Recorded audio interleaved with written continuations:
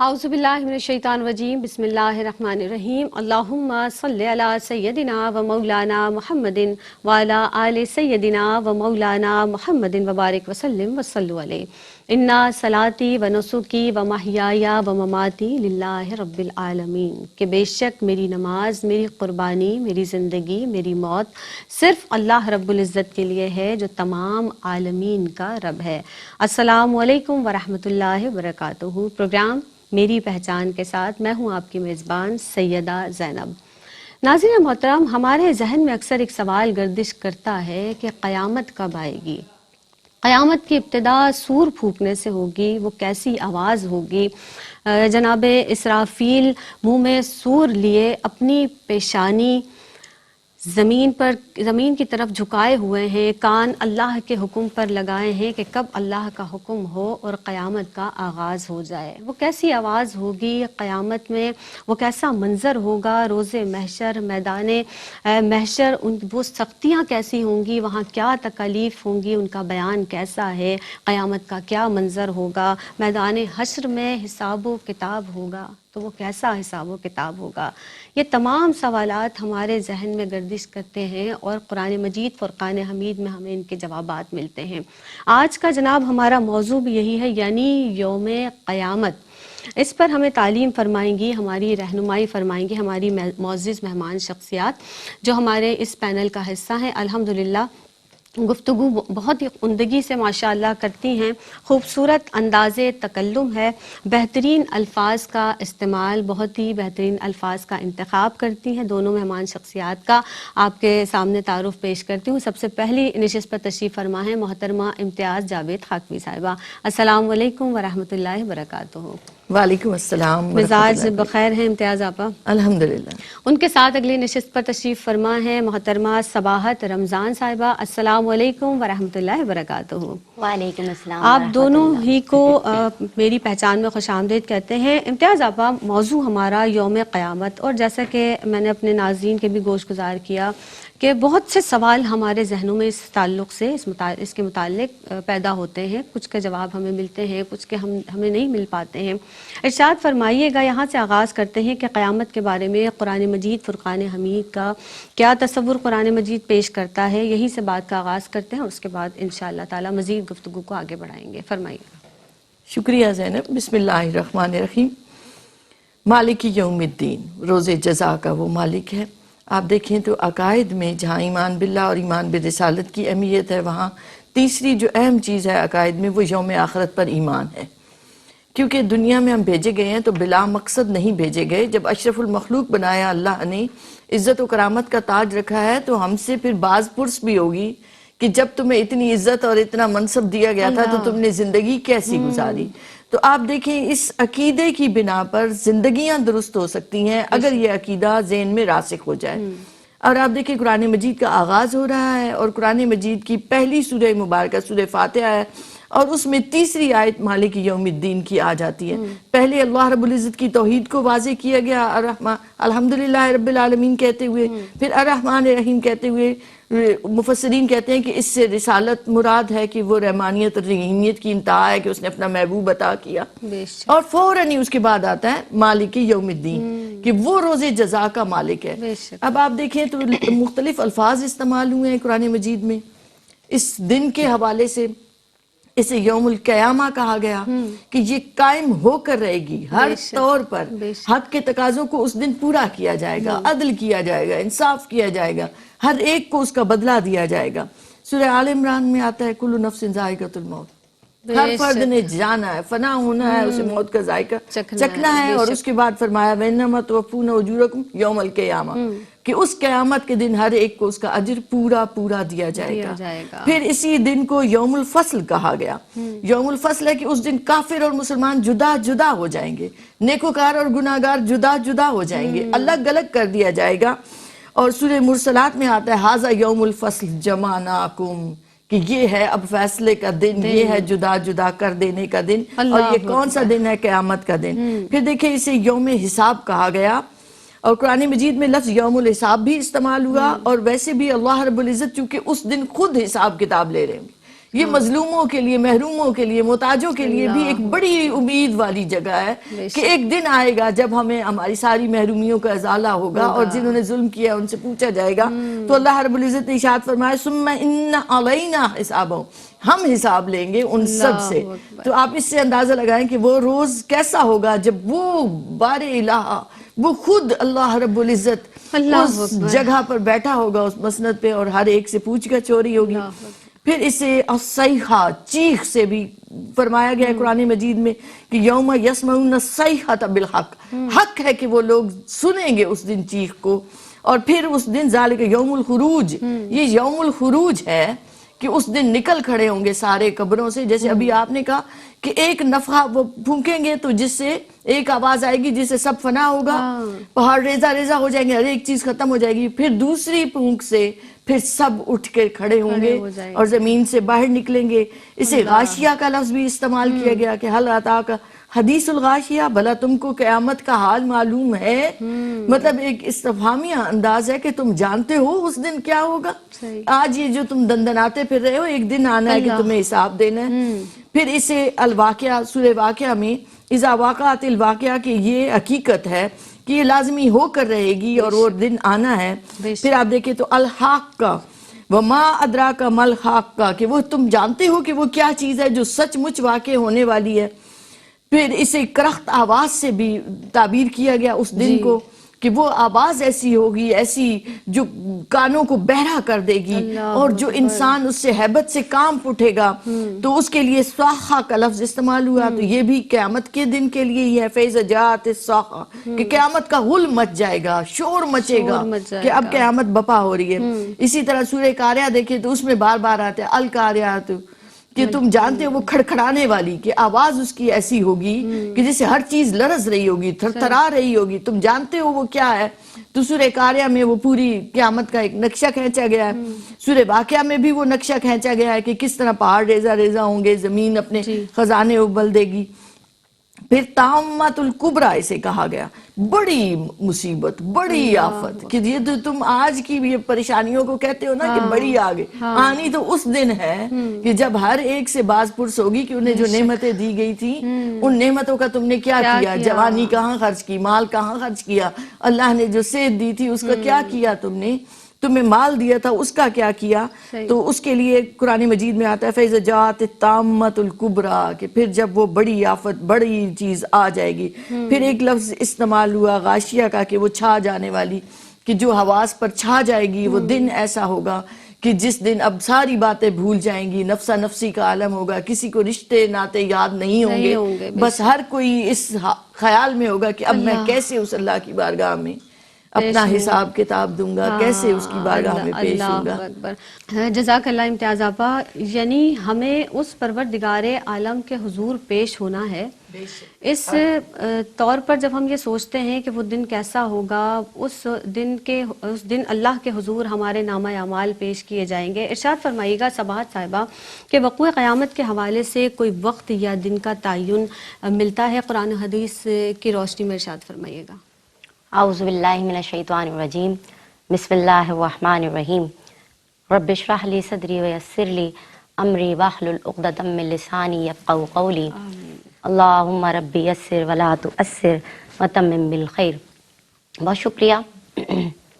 قرآن کریم میں قیامت کے حوالے سے بے شمار تذکرہ آپ کو مختلف صورتوں اور آیات میں نظر آئے گا.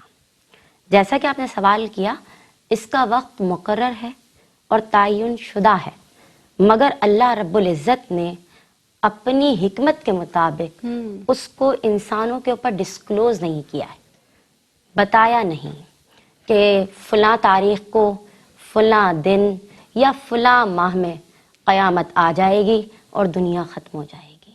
گرچہ وقت مقرر ہے مگر اس کا اظہار نہیں کیا گیا. جیسے کہ حدیث جبریل میں جبریل علیہ السلام نے جب نبی کریم صلی اللہ علیہ وسلم سے قیامت کے وقت کے بارے میں پوچھا تو آپ نے لا علمی کا اظہار نہیں کیا، لیکن اس کی علامات بتا دی. اسی طرح اسلوب قرآن ہے. سورہ قیامہ کی آیت نمبر 7 میں یسألُ ایان یوم القیامہ، وہ پوچھتا ہے کہ قیامت کا دن کیا ہے. تو وہ آ کر رہے گی اور یقیناً آئے گی. اس کا جواب یہ دیا گیا کہ اس دن جو آنکھیں ہوں گی وہ دہشت زدہ ہو جائیں گی. وَخَسَفَ الْقَمَرُ، اور چاند کیا ہوگا؟ بے نور ہو جائے گا. اسی طرح ڈفرنٹ جو آیتیں ہیں اس کے اندر جیسے کہ انہوں نے ذکر کیا القاریۃ والملقاریہ، کیا جانتے ہو؟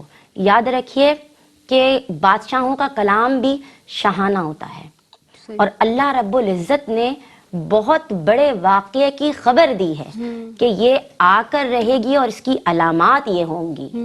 یاد رکھیے کہ یہ جو بڑے بڑے پہاڑ آپ یہ سمجھتے ہیں کہ یہ جمے ہوئے ہیں، ہل نہیں سکتے، تو اللہ نے قیامت کی نشانیوں میں سے ایک نشانی یہ بتائی ہے، علامت، کہ یہ اتنے بڑے بڑے پہاڑ جو ہیں یہ ایسے ہو جائیں گے ریزہ ریزہ، جیسے دھنکی ہوئی روئی ہوتی ہے، جب وہ دھنکی جاتی ہے تو فضا میں کیا ہوتی ہے؟ بکھر جاتی ہے. تو یہ اتنے بڑے بڑے پہاڑ اس بڑے دن میں کیا ہوں گے؟ بکھر جائیں گے. یہ جو زمین ہے یہ لپیٹ دی جائے گی، آسمان پھٹ جائے گا. اسی طرح ستارے جو ہوں گے وہ ٹوٹ کے ایسے گریں گے، علماء اکرام فرماتے ہیں کہ جیسے تسبیح کے دانے جب وہ کھل جاتے ہیں تو بکھر جاتے ہیں. تو اسی طرح ہوگا. تو یہ تمام جتنے، کیونکہ انسان اپنے چاروں طرف قدرت کی چیزیں پیدا کردہ دیکھتا ہے، وہ سمجھتا ہے کہ زمین یہ تو بہت مضبوط ہے، پہاڑ یہ تو بہت بلند ہیں، آسمان وہ جو بغیر ستون کے کھڑا ہوا ہے یہ بہت ہی مضبوط ہے. تو یہ انسان کے لیے اللہ تبارک و تعالیٰ نے بتا دیا کہ جن چیزوں کو تم بہت مضبوط اور بہت طاقتور سمجھ رہے ہو، اس دن صرف میرے حکم پر ایک آواز کے جواب میں یہ تمام کی تمام چیزیں بکھر جائیں گی، سمندر آپس میں مل جائیں گے اور وہ بہہ جائیں گے. تو یاد رکھیے کہ قیامت کی علامات بیان کی گئی ہیں، اور دو چیزیں ہیں. ایک تو وقوع قیامت کا حال مختلف مقامات پہ بتایا گیا ہے، سورہ حشر کے اندر، سورہ قیامہ کے اندر. اسی طرح جس طریقے سے انہوں نے ذکر کیا آخری جتنی 25-20 صورتیں قرآن کریم کی، اس میں بار بار قیامت کے احوال بیان کیے جا رہے ہیں کہ کس طرح کے بڑی بڑی چیزیں کیا ہوں گی؟ بکھر جائیں گی، اپنی ذات ان کی کیا ہوگی؟ فنا ہو جائے گی. تو جب اتنی بڑی بڑی چیزیں فنا ہو جائیں گی تو ایک چھوٹا انسان جو کہ گوشت کا بنا ہوا ہے، خون کا بنا ہوا ہے، اس کا حال کیا ہوگا اور اس کی کیا کیفیت ہوگی، ذرا وہ اپنے آپ کو تصور کرے. تو یہ چونکہ یہاں پر ایک عقیدہ ہے کہ ہمیں اس دنیا سے جانا ہے اور وہاں جواب دینا ہے، تو آپ کو چاہیے کہ اللہ نے جو آپ کو جس مقصد کے لیے پیدا کیا ہے اس کو پہچانیں اور اس کے مطابق اپنی زندگی بسر کریں، ورنہ آپ کا حال اچھا نہ ہوگا. اور قیامت آ کر رہے گی اور وہ جھنجھوڑنے والی ہوگی. یعنی پہاڑ روئی کے گالوں کی طرح بکھر جائیں گے. جو اتنی مضبوط اور طاقتور چیز بظاہر ہمیں لگتی ہے، اور پوری دنیا فانی ہے اور باقی رہنے والی ذات تو صرف بے شک اللہ رب العزت کی ذات ہے. مزید اس پر کلام کریں گے، ایک وقفے پر جناب ہمیں جانا ہے. آپ رہیے گا ہمارے ساتھ، ہم رہیں گے آپ کے ساتھ. ملتے ہیں اس مختصر سے وقفے کے بعد. السلام علیکم ورحمۃ اللہ وبرکاتہ. آپ دیکھ رہے ہیں پروگرام میری پہچان، اور آج کا ہمارا موضوع ہے یوم قیامت. ہمارے ساتھ تشریف فرما ہے محترمہ امتیاز جاوید خاکوی صاحبہ، اور ان کے ساتھ اگلی نشست پر تشریف فرما ہے محترمہ سباحت صاحبہ. گفتگو جاری ہے یوم قیامت کے حوالے سے. امتیاز آپ یہ بتائیے گا، جیسا کہ آپ نے بھی ابتدا میں ارشاد فرمایا، سباحت نے بھی ارشاد فرمایا، جو قیامت کا دن کیسا ہوگا، قیامت کے دن سے کیا مراد ہے؟ بسم اللہ الرحمن الرحیم. زینب، یہ وہ دن ہے کہ جس دن ہم سب کو حاضر ہونا ہے اللہ کی بارگاہ میں. روز محشر بھی اسے کہا گیا کہ اب حشر اٹھنے کو کہتے ہیں کہ اس دن اٹھ کھڑے ہوں گے سارے اور سارے حاضر ہوں گے. تو اس قیامت کے دن کے حوالے سے قرآن مجید میں سورۃ المعارج میں جب کافروں کا ذکر آتا ہے جنہوں نے انکار کیا اللہ رب العزت کا، جس نے بنایا ہے اسی بنانے والے کا انکار ہے، اس کی نافرمانیاں ہیں اور اپنی ذات کو اہمیت دی جا رہی ہے یا اپنی سوچوں کو، تو اس پر سورۃ المعارج میں ان لوگوں کے لیے، اب یہ ذہن میں رکھیے گا چونکہ اس سورہ مبارکہ میں اس سے ابتدائی آیات میں کافروں کا ذکر آیا، تو اس کے بعد ارشاد باری تعالیٰ ہے کہ تعرج الملائکۃ والروح الیہ فی یوم کان مقدارہ 50,000 سنہ، کہ وہ دن جو ہے وہ 50,000 سال کی مقدار کے برابر ہوگا.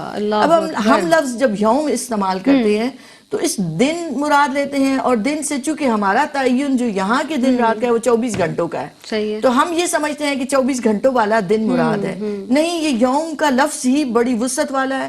اور قرآن مجید میں یہاں سورۃ المعارج میں کافروں کے ذکر کے بعد جہاں 50,000 سال کا ذکر آیا، وہاں اسی دن کے حوالے سے سورہ سجدہ میں ذکر آتا ہے، تو پھر فرمایا جاتا ہے کان مقدارہ الف سنۃ مما تعدون، کہ یہ 1000 سال کے برابر ہوگا. اب قرآن مجید میں ہی سورہ سجدہ میں 1000 سال کا ذکر آتا ہے.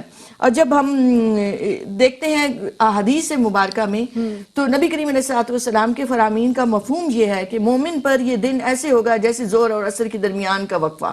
اور ایک اور حدیث مبارکہ میں فرمایا گیا کہ جیسے کوئی فرض نماز ادا کرتا ہے، تو علماء نے لکھا ہے کہ اہل ایمان پر، مقربین پر وہ یوں گزر جائے گا جیسے 2 رکعت نماز ادا کی ہو. یعنی اتنا مختصر ہو جائے گا، اور کافروں کے لیے صحیح اتنا طویل ہو جائے گا کہ آپ آج ویسے بھی بولتے ہیں کہ انتظار جو ہے وہ بڑا شدید ہو جاتا ہے، بڑا مشکل ہو جاتا ہے اس کا گزارنا.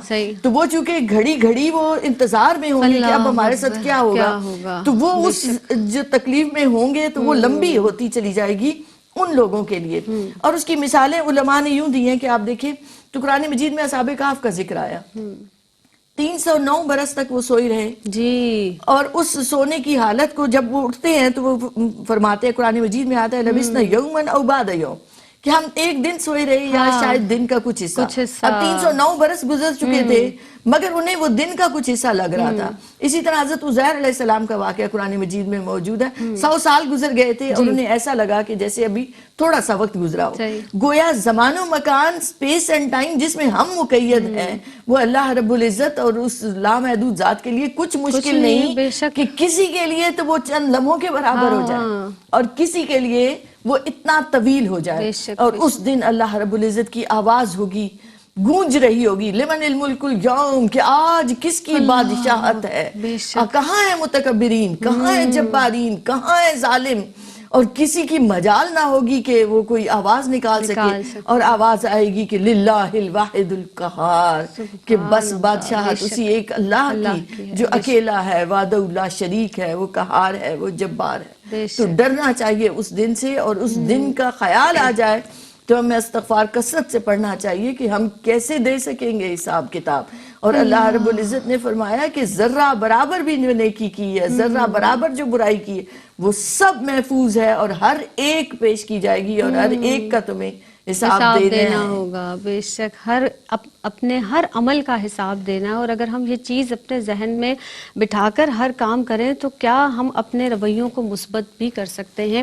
یہ بتائیے گا. جملے کا اضافہ کر دوں کہ قرآن مجید میں اسی قیامت کا ذکر آتا ہے تو ایک اور جگہ یوم الخلود بھی کہا گیا. یوم الخلود کہتے ہیں and less time, in limited, جو ختم ہی نہیں ہوتا. اب وہاں بھی لفظ یوم ہی استعمال ہوا. تو اس لیے میں نے کہا کہ یہ بھی بتا دوں کہ اس اللہ کے لیے کچھ مشکل بے شک وہ رب کائنات جو قادر مطلق ہے، وہ قادر ہے، ہر شے پر، ہر چیز پر قادر ہے. تو اس کے لیے کیا مشکل ہے. یہ فرمائیے گا سباحت صاحبہ کے میدان حشر ہوگا، وہاں کی سختیاں ہوں گی، وہاں کی تکلیفیں ہوں گی، کیسی ہوں گی، اس تکلیف کا کیا بیان ارشاد فرمائیے گا. اللہ اکبر. سخت ترین عالم ہوگا، سخت تکالیف ہوں گی، لیکن کن لوگوں کے لیے؟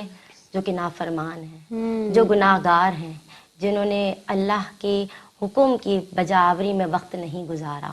اور یہ جو سورج اتنی تپش ہمیں جس میں محسوس ہوتی ہے، یہ بنیادی طور پر اس کا پچھلا رخ ہے، اور بروز قیامت اس کا سامنے والا رخ ہوگا اور سوا نیزے پر ہوگا. گناہ گار ادھر ادھر بھاگتے پھرتے نظر آئیں گے. کوئی اپنے پسینے میں کمر تک ڈوبا ہوا ہوگا گناہوں کے سبب، کوئی سر تک ڈبکیاں کھا رہا ہوگا، کوئی اپنے اعمال کا حساب دے رہا ہوگا. اور وہ لوگ سن لیں کہ جو لوگ تھوڑا سا حصہ بھی کسی کا غضب کرتے ہیں، کسی کی زمین، تو کل بروز قیامت انہیں کہا جائے گا کھودو. اور جب وہ کھودیں گے تو زمین کی 7ویں تہہ تک کھودتے چلے جائیں گے. کچھ لوگوں کو ان کے بد اعمالیوں کے سبب زمین میں دھسا دیا جائے گا.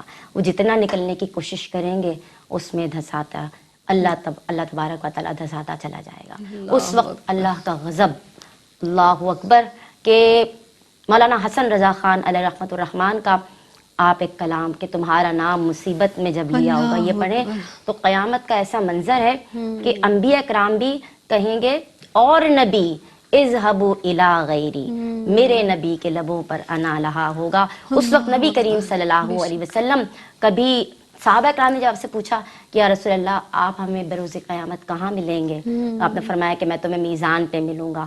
کہیں کسی کی نیکیاں کم ہو رہی ہوں گی، حضور علیہ الصلوۃ والسلام اس کی مدد فرمائیں گے. کسی کو فرشتے سوئے جہیم یعنی جہنم کی طرف لے جا رہے ہوں گے اور حضور علیہ الصلوۃ والسلام اسے دوڑ کر بچائیں گے.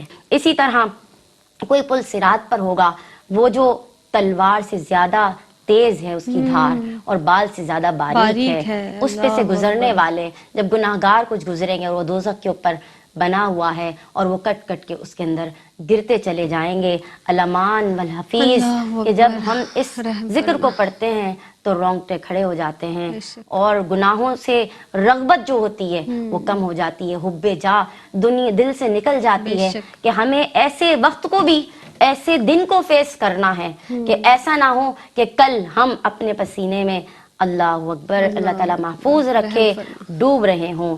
لیکن اللہ تبارک و تعالیٰ کی رحمت سے وہ جس کو چاہے گا داخل جنت فرمائے گا. جو میدان حشر کی سختیاں ہیں، کیا ہم تو ان کا تصور کرتے ہی کانپ جاتے ہیں. ہم ان کا مقابلہ نہیں کر سکتے، ہم ان کو برداشت نہیں کر سکتے. پروردگار تیرے فضل کے محتاج ہیں، تیرے رحم کے طالب ہیں. تو رحمان ہے، تو رحیم ہے، تو بہت زیادہ اپنے بندوں پر کرم کرنے والا، فضل کرنے والا ہے. رب کائنات، ہم اپنے گناہوں پر نادم ہیں اور معافی مانگتے ہیں تجھ سے پروردگار عالم، تو ہمیں اپنے فضل سے معاف فرما. وہاں جو روز محشر کا بیان ابھی ہمارے جو مہمان اسکالر ہیں انہوں نے فرمایا، نہ باپ بیٹے کا ہوگا، نہ ماں اور اپنی اولاد کی ہوگی. وہاں افراتفری کا عالم ہوگا، کوئی کسی کو نہیں پہچانے گا. انہی باتوں کو مزید اس پر کلام کریں گے مہمان شخصیات یہاں پر تشریف فرما ہیں. موضوع یوم قیامت ہے. ایک وقفے پر جانا ہے، آپ ہمارے ساتھ رہیے گا، ہم ابھی لوٹ کر آتے ہیں. بسم اللہ الرحمن الرحیم. السلام علیکم ورحمۃ اللہ وبرکاتہ. آپ دیکھ رہے ہیں پروگرام میری پہچان اور مجھے جناب سیدہ زینب کہتے ہیں. آج کا ہمارا موضوع یوم قیامت. یوم قیامت، قیامت کے دن کے مناظر، میدان حشر کی سختیاں، میدان حشر میں کیسا حساب و کتاب ہوگا، وہ کیا حساب کتاب ہوگا. ایک ایک عمل کا جواب ہمیں دینا ہے، ایک ایک عمل کا. یہ یاد رکھیے گا، جو کچھ ہم نے دنیا میں کیا اس کا تو ہمیں حساب یوم قیامت دینا ہی ہے. امتیاز جاوید خاکوی صاحبہ تشریف فرما ہے، صباحت صاحبہ تشریف فرما ہے. امتیاز آپا یہ بتائیے گا کہ حشر کی تکلیفوں کا بیان ہوا، وہاں کی سختیوں کا بیان ہوا، میدان حشر میں حساب کتاب کیسا ہوگا. امتیاز آپا.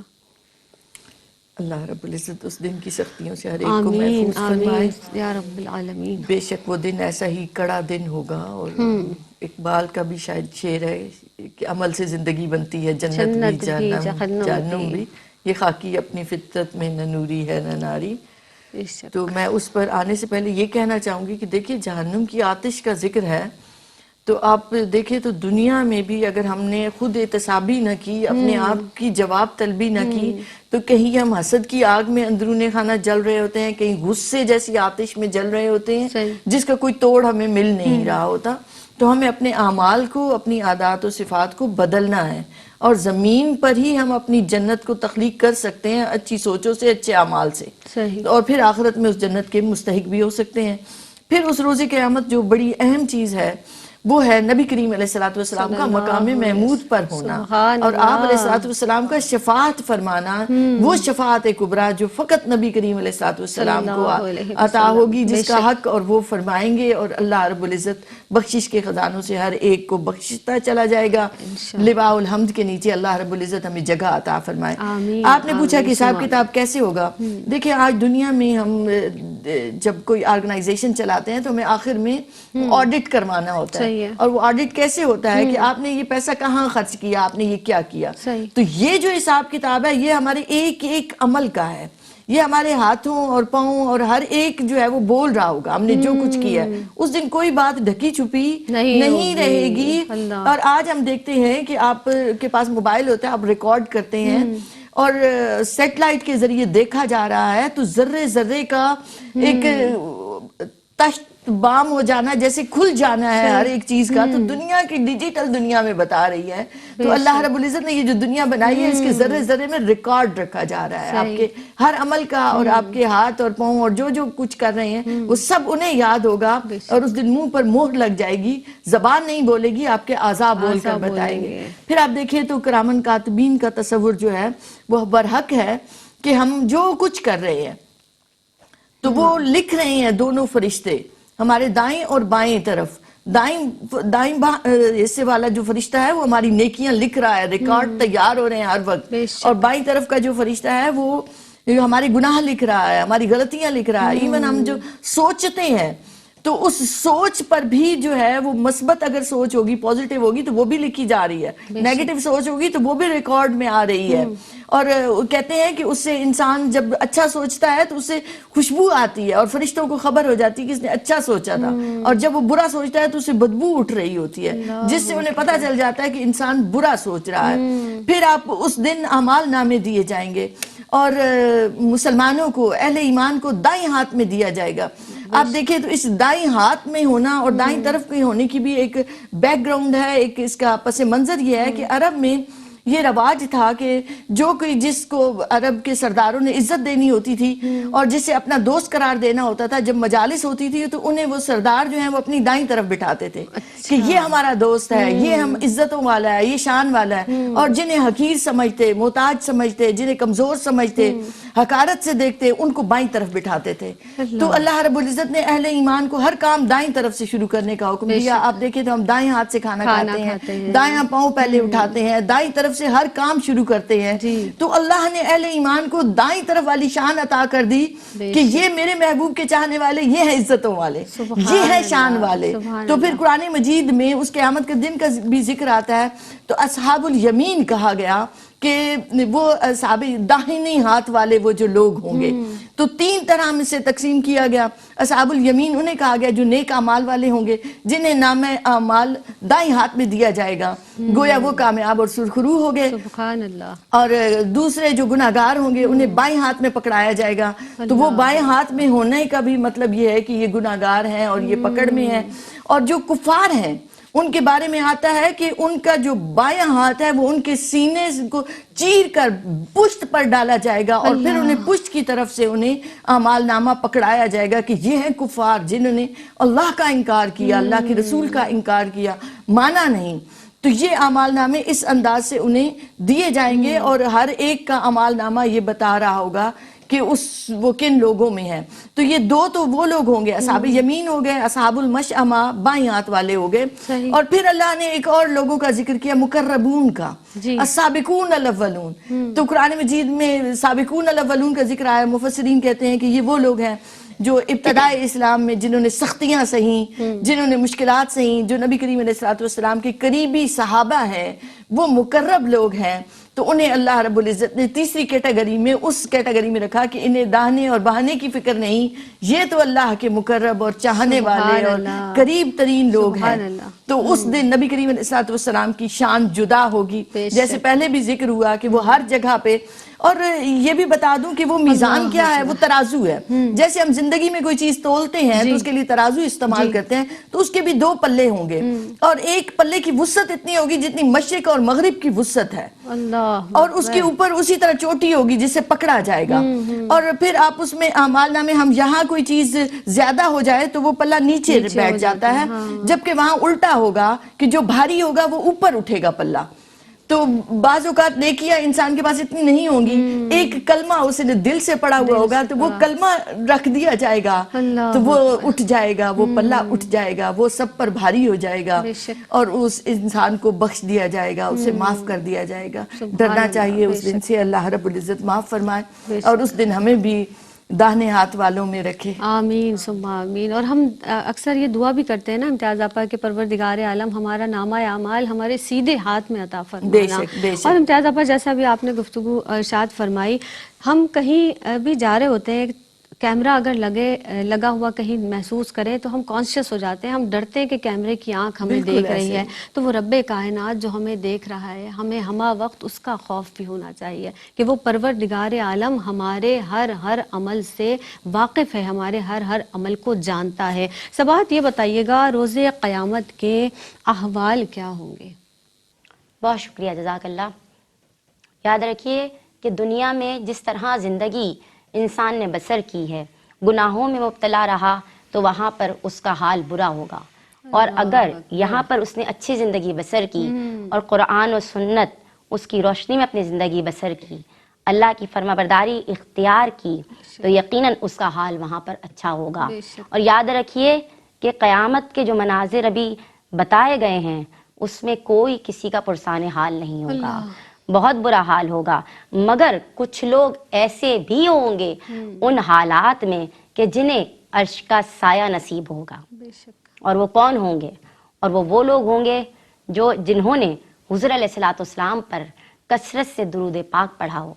कौन लोग होंगे? वो लोग जो माँ बाप के फरमाबरदार होंगे, जिन्होंने माँ का दिल बाप का दिल ना दुखाया हो, यानी अल्लाह की फरमाबरदारी के साथ अपने वालिदैन की भी फरमाबरदारी को ज़िंदगी में अपना शियार बनाया। तो वो लोग भी उस आलम में जबकि सूरज सवा नेज़े पर होगा और आंखें उबल रही होंगी, पसीना उबल रहा होगा, उस आलम में भी कुछ लोग बहुत ज़्यादा खुश होंगे और उनके लिए वो माहौल जन्नत की तरह ठंडा वाला बना दिया जाएगा और वो पुरसुकून होकर अर्श के साए के अंदर बैठे हुए होंगे, मुस्कुरा रहे होंगे। और सिर्फ यही नहीं, हुज़ूर अलैहिस्सलाम ने फरमाया कि मेरी उम्मत के लोग अपने आज़ाए वुज़ू के चमकने की वजह से पहचाने जाएंगे।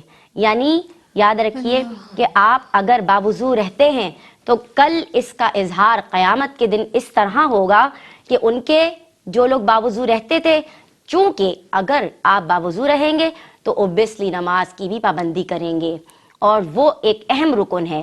इसी वजह से कल बरोज़े क़यामत मुस्तफ़ा करीम अलैहिस्सलाम की उम्मतियों के जो चेहरे होंगे और जो हाथ होंगे और उनके जो पाँव होंगे वो चमकते हुए नजर आएंगे। लोग दूर से देख लेंगे कि ये कौन लोग हैं जिनके चेहरे चमक रहे हैं, जिनके हाथ चमक रहे हैं, जिनके पाँव चमक रहे हैं और उनके आज़ाए वुज़ू होंगे, वो इबादत गुजार लोग होंगे। और याद रखिए कि उस दिन किसी एक जर्रा बराबर नेकी को छुपाया नहीं जाएगा।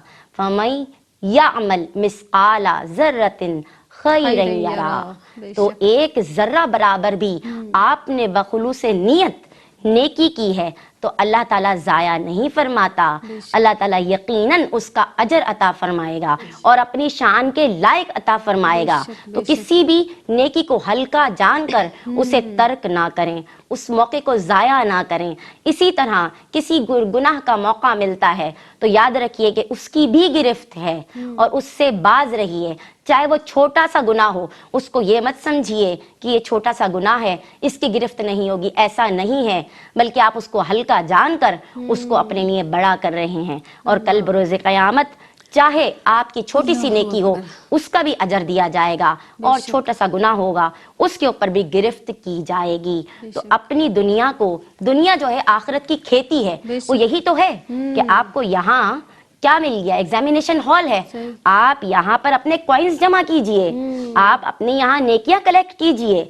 अभी आपके पास मौका है, अभी आपके पास मोहलत है, वो वक्त नहीं आया कि आपकी गिरफ्त हो। और कल बरोज़े क़यामत के दिन को यौमुल हसरत इसीलिए कहा गया, उसका एक नाम हसरत इसीलिए कहा गया कि बहुत सारे लोग वहां पर हसरत करेंगे कि काश हमें थोड़ी सी मोहलत मिल जाए, काश हमें थोड़ी सी अकल आ जाती तो हम इसके ऊपर क्या करते, ये नेकी कमा लेते। तो वहां पर कुछ लोग मुसलमान और मोमिन होने के बावजूद भी हसरत करेंगे कि काश हमें और मौका मिल जाता और हम अल्लाह को और राजी कर लेते। तो आज वक्त है, आज मोहलत है, तो आज نیکیاں کما لیجئے، اپنے نامۂ اعمال کو بھاری کر لیجئے، دایاں ہاتھ میں لینے والا بنا لیجئے، بے شک، تو اللہ تبارک و تعالیٰ اپنی شان کے لائق اور اپنی رحمت سے آپ کا نامۂ اعمال بھی آپ کے دائیں ہاتھ میں دے گا اور آپ کو داخل جنت بھی فرمائے گا۔ بے شک، شرط سبحان یہی ہے اللہ۔ کہ جس سے پیدا کیا ہے اس کے ہو جاؤ،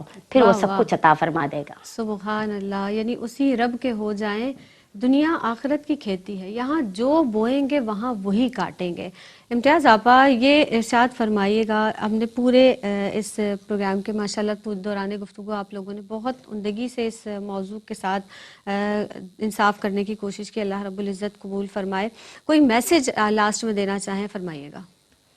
کہ دیکھیں زینب، یہ ہم بات کر رہے تھے قیامت کے دن کی، آپ دیکھیں تو وقت نزاع سے ہی نیکی اور برائی انسان کو نظر آنے لگ جاتی ہے، بے شک۔ پھر وہ قبر میں جاتا ہے، اس عالم برزخ میں چلا گیا، اس عالم برزخ سے بھی گزرنا کوئی آسان بات نہیں ہے، بے اور اس قبر میں جانا اور قبر میں بھی ان سوالوں کے جواب دینا، مگر وہاں بھی دیکھیں کہ ایک راستہ رکھا گیا ہے کہ اگر پیچھے اولاد نیک ہو، وہ کچھ پڑھ کے بھیجتی ہے تو وہاں بھی اہل ایمان کو عطا ہوتا بے ہے۔ شک۔ وہاں سے قبر سے نکلنے سے جب روز قیامت کا مرحلہ شروع ہوتا ہے تو وہاں بھی کچھ لوگ تو پیدل چل رہے ہوں گے، گھسٹ کے چل رہے ہوں گے، اور کچھ کے لیے سواریاں ہوں گی، وہ جو آج قربانیاں دیتے ہیں نا، وہ قبر سے اٹھتے ہی ان کو ملیں گی، سبحان اللہ، اور قبر سے سبحان گزرنے اللہ۔ مرحلے سے اٹھنے کے بعد وہ روز اس میدان حشر تک جانے تک وہ سواریاں کام آئیں گی، پھر میزان سے گزرنا ہے، پھر پل صراط سے گزرنا ہے، صراط سے۔ اور پھر آگے حوض کوثر پر سرکار ملیں گے، پیاسوں کی زبانیں باہر آ رہی ہوں گی، اور میرے آقا خود اپنے ہاتھوں سے جام پلا رہے ہوں گے۔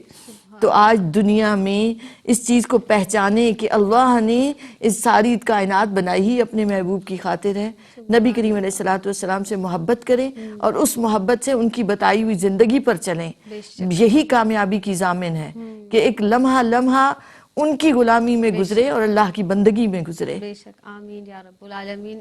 سباحت، آپ کوئی میسج، کوئی پیغام دینا چاہیں فرمائیے گا۔ یہ دنیا عبرت کی جگہ ہے، بے کیا ہمارے دوست، کیا ہمارے رشتے دار جاتے ہوئے ہمیں پیغام نہیں دے رہے کہ تمہیں بھی لوٹ کر آنا ہے اور اسی جگہ جانا ہے؟ تو یہ جو قبر ہے بنیادی طور پر یہ تو ایک راستہ ہے وہاں تک کے لیے، اور یہ جو مہلت ملی ہوئی ہے اسے ضائع نہ کریں، بے شک۔ اسے بہتر طریقے سے سنوار لیجئے اور اچھے کام کر لیجئے۔ جب اللہ رب العزت نے آپ کو موقع دیا ہے تو اس موقع کو آپ ضائع نہ کریں اور اس کو بہتر بنائیں جزاک اور اس طرح بنائیں کہ اللہ کی فرما برداری میں زندگی بسر کریں۔ جزاک اللہ۔ جگہ جی لگانے کی دنیا نہیں ہے، یہ عبرت کی جا ہے، تماشا نہیں ہے۔ آپ دونوں مہمان شخصیات کی آمد کا بہت بہت شکریہ۔ جب ہم دنیا میں کوشش کرتے ہیں اور ڈرتے ہیں اپنے اس عمل کو چھپانے کے لیے جو ہم سے ایسا سرزد ہو گیا کہ ہم دنیا میں کسی کے سامنے اس بات کو دہرانے کی بھی ہمت نہیں کرتے اور ڈرتے ہیں کہ کسی کو پتہ نہ چل جائے، تو ڈریے اس دن سے کہ کہیں ہم اپنے منصب کے گھمنڈ میں کسی پر ظلم تو نہیں کر رہے ہیں جو ہمیں وہاں اس کا حساب دینا پڑے، کبھی ہم کسی پر ایسا ظلم تو نہیں کر رہے کہ وہاں پر ہمیں اس کا یقیناً جواب دینا ہے، اور جب نامہ اعمال ہمارے ہاتھوں میں دیے جائیں گے تو ہمارا ہر عیب کھل کر سامنے آ جائے گا، تو ڈرنا ہمیں اس دن سے چاہیے کہ جب ہمارا ہر عیب سب کے سامنے آ جائے۔ پروردگار ہمیں دنیا میں رہ کر اللہ کی خوشنودی حاصل کرنے کی توفیق عطا فرمائے، اس رب کو راضی کرنے کی کوشش کیجئے، اس رب کو راضی کرنے کی پروردگار عالم ہمیں توفیق عطا فرمائے۔ اس کے ساتھ ہی اپنی میزبان سیدہ زینب کو دیجیے گا اجازت، مجھے بالخصوص اپنی دعاؤں میں یاد رکھیے گا۔ السلام علیکم ورحمۃ اللہ وبرکاتہ۔